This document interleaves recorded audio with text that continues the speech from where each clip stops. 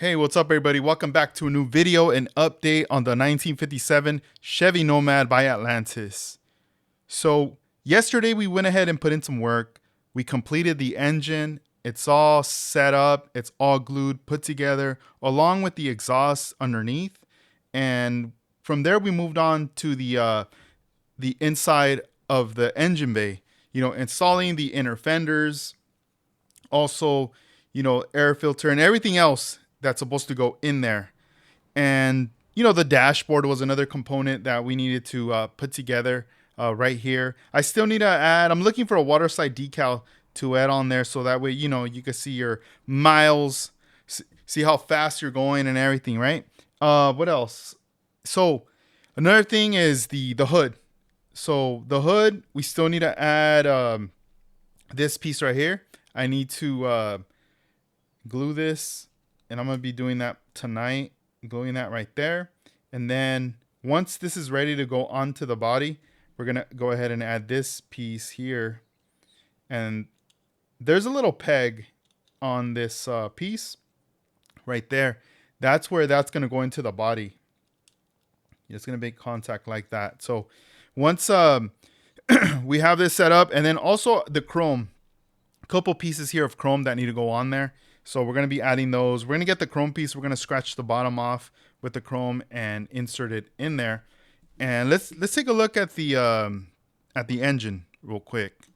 Let's see. So it's right in front of us. I'm going to go ahead and move this to the side right there. And let me tilt that right here so you guys can get to see how it looks right there. I do a lot of curbside builds, and very rarely am I over here like putting engines together and stuff. I did back in the day, right? But, now a lot of the Aoshima and Fujimi builds I do, a lot of times I don't have an engine. So it was fun. It was, taking me back doing this. And I just appreciate everybody who really goes deep and rocks into the engines. Also, this part right here, it's two separate pieces. So when I mounted them together, you can still see the area where I snipped it with the nippers, right? Even if I got my my chrome silver marker, you can still see kind of like the smudges. It just didn't look smooth or good at all, right? So then I was like, you know what? I have mirror finish. That's going to be my solution to this. So I went ahead and I cut a little piece here. I'm going to show you on the camera. A little piece like this, right? I peeled off the back, and I went ahead and just laid this down right here, peeled it, and it looks smooth. It covered up the area. You can't even tell now. It almost looks like it's just part of the chrome, but there's actually a piece there. I went ahead and did the same on this side too. I layered, it's very shiny. You can't even tell, maybe I need to do a little backwash or something, just to give it more character, right? Let's see the bottom. So the bottom here, I'll put it like this better. Oh, even better. So the bottom here, we had to put, the exhaust is pretty much already molded in, except for the tailpipe, and then this other front part that connects to the engine. We had to go ahead and install that. And just so you guys could see, you see those little area, the little dots. When I see little things like that, I don't really trip. I just go ahead and touch it up with the marker. And bam, once it dries, it'll dry like a matte finish. So just like little touch-ups, in any little area right there.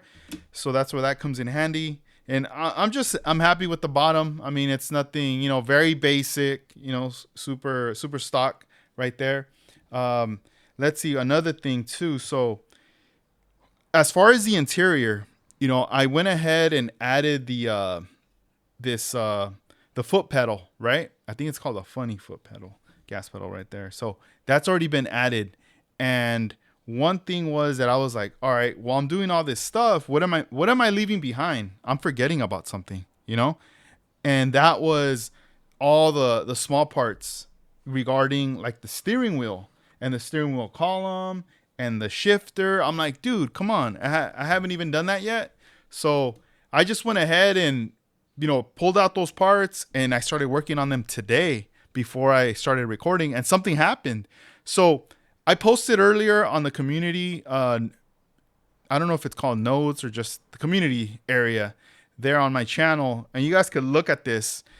I posted up photos, so I pretty much brought out the items that I needed to airbrush. I went ahead and airbrushed them. My plan was to just airbrush these, get some color on them, and then from there start to clear coat them with the House of Color Rocket Clear, because it dries in hours, right? And I need this already. I need to have this dry already so I can start assembling. And we got to move forward. You know, I can't wait till tomorrow, next week.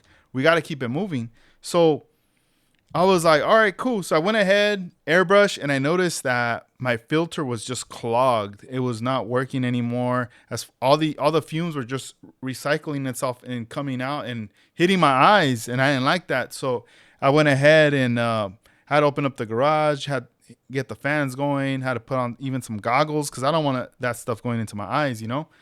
And got the paint.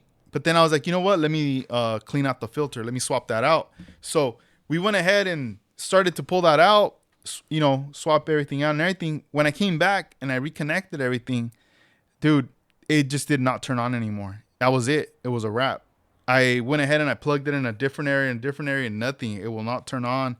And I was like, oh, that's it, man. I mean, I've had it for about 8 years, I want to say.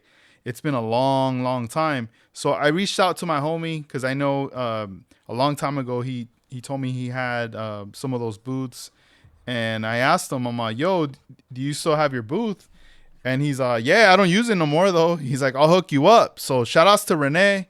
He's hooking me up with his booths that he doesn't use anymore. So I'm like, I'm really stoked. So I might get that this weekend. You know, I'm just glad all this is all painted. And you know, I was like a little worried because I was like, man, am I going to be able to finish this on time? Because now this is like, you know, kind of a hiccup, right? So now most likely this weekend I'll go ahead and pick that up. But anyway, I was like, you know what? I know I need to clear these and I don't have the booth. So I got to do it old school. I got to just clear this outside. So I went ahead and I even posted pictures of that too. So I went ahead and mixed up the clear and everything, and I just went to town, and everything's been cleared. So let's take a look here. The steering wheel, we managed to spray it the same color as the body of the car, and along with the steering wheel column, we used the same effects we used on the roof of the car as well. So that's there. This is the steering column, the same with the purple. It looks a little darker, right? But we were like, you know what? You're not really going to see that too much. So we got to go ahead and do our thing. So we got those knocked out of the way. And then we also had to paint the shifter. This is the stock shifter that it comes with. We went with the white and then the little dot in the purple right there. The same color and everything. And then even the base part, we went ahead and did that. Since the interior is white, we want this to pop. And, you know, this the stem here is gonna be in white, so that's gonna be fine. The contrast between that. As far as the interior, I went ahead and I cleared it, as you can see right here. I mean, it looks shiny right now. The clear's still drying, so I'm hoping it's gonna be a little bit matte, not too much, but somewhat. And then once this is done, I'm gonna go ahead and cut a strip of mirror finish, and I'm gonna go along and probably lay some out between, as a transition between the white and the purple right there. We're going to go ahead and do that, so that way everything blends in together, you know, because it just looks kind of odd. And even in some areas, you could kind of tell where it doesn't line up right, especially like right there and like right there. So the mirror chrome finish will like cover that up and uniform it out, and it'll be fine. The seat belts, I mean, I don't know, maybe I might get a marker or something and like color them a different color. I don't know. Right now, I'm not too worried about that. I know they're like molded in there, as you can see, and it does cross from between the purple and the white. So that's something I'm gonna deal with later.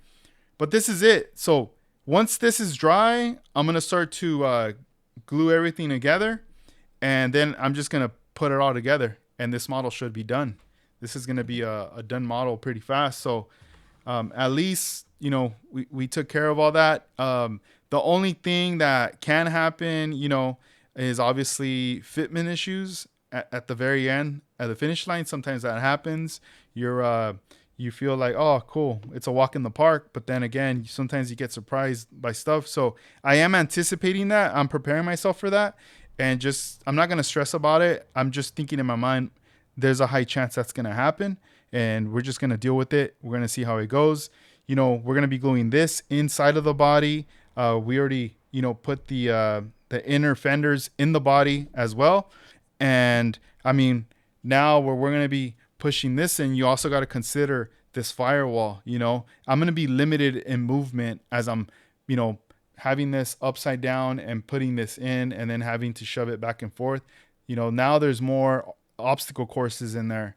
So it's something to consider.